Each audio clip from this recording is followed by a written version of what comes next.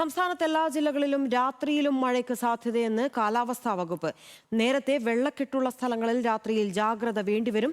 അതേസമയം മഴക്കെടുതിയിൽ ദുരിതാശ്വാസ പ്രവർത്തനങ്ങൾക്കായി തദ്ദേശ സ്ഥാപനങ്ങൾക്ക് തനത് ഫണ്ട് വിനിയോഗിക്കാനും നിർദ്ദേശം. മഴക്കെടുതിയുടെ സാഹചര്യം വിലയിരുത്തുന്നതിനായി മന്ത്രി കെ.എം. ഷാജിയുടെ അധ്യക്ഷതയിൽ ചേർന്ന അവലോകന യോഗത്തിലാണ് തീരുമാനം. വിവരങ്ങളുമായി ദേവൻ എം.പി. ചേരുകയാണ്. ദേവൻ, ആശങ്കയുടെ മണിക്കൂറുകളാണ്. മഴ ഇനിയും തുടരും എന്നുള്ളൊരു ജാഗ്രതാ നിർദ്ദേശം കൂടിയുണ്ട്.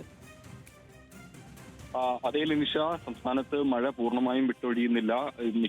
നാളെയും ഈ പറയുന്ന പോലെ തന്നെ സമാനമായ രീതിയിൽ സംസ്ഥാനത്ത് പല ജില്ലകളിലും മഴ ശക്തമാകാനുള്ള ഒരു സാഹചര്യം തന്നെയാണ് ഉള്ളത്. നിലവിലെ സൂചന പ്രകാരം രാത്രിയിൽ എല്ലാ ജില്ലകളിലും മഴയ്ക്ക് സാധ്യതയുണ്ടെന്നാണ് ഒടുവിൽ കാലാവസ്ഥാ വകുപ്പ് നൽകുന്ന മുന്നറിയിപ്പ്.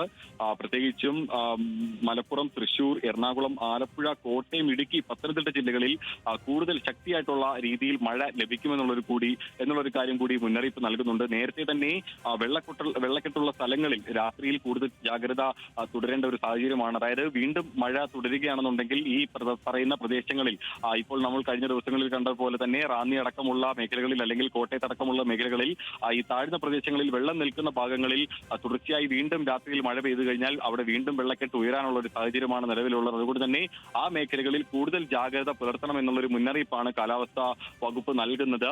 അതിനോടൊപ്പം തന്നെയാണ് ഇപ്പോൾ സംസ്ഥാനത്തെ നിലവിലെ മഴക്കെടുതി സംബന്ധിച്ചിട്ടുള്ള കാര്യങ്ങളുടെ ഒരു അവലോകന യോഗം തദ്ദേശ സ്വയംഭരണ വകുപ്പ് മന്ത്രിയുടെ അധ്യക്ഷതയിൽ ചേർന്നിട്ടുണ്ടായിരുന്നത്. ഇതിന്റെ അടിസ്ഥാനത്തിൽ ദുരിതാശ്വാസ പ്രവർത്തനങ്ങൾക്കായി തദ്ദേശ സ്ഥാപനങ്ങൾക്ക് അവരുടെ തനത് ഫണ്ട് വിനിയോഗിക്കാമെന്നുള്ള കാര്യം ഈ അവലോകന യോഗത്തിൽ തീരുമാനമായി എടുത്തിട്ടുണ്ടായിരുന്നു.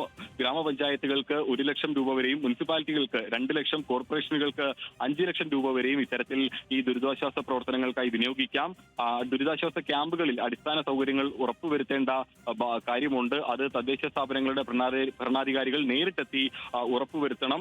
ഒപ്പം തന്നെ ഈ മഴ മാറി നിൽക്കുന്ന പ്രദേശങ്ങളിലെ ജനങ്ങൾ നേരിടുന്ന പ്രധാന ബുദ്ധിമുട്ടാണ് അവിടെ അടിഞ്ഞുകൂടിയിരിക്കുന്ന മാലിന്യങ്ങൾ. ഇവ അടിയന്തരമായി നീക്കുന്നതിനും വേണ്ട ശ്രദ്ധ തദ്ദേശ സ്വയംഭരണ സ്ഥാപനങ്ങളുടെ ഭാഗത്തുനിന്നും ഉണ്ടാകണമെന്നുള്ള കാര്യം കൂടി മന്ത്രിയുടെ അധ്യക്ഷതയിൽ ചേർന്ന അവലോകന യോഗം വിലയിരുത്തി. ഒപ്പം എന്തായാലും ജാഗ്രതാ നിർദ്ദേശങ്ങൾ പാലിക്കുക. നന്ദി വിവരങ്ങൾക്ക്.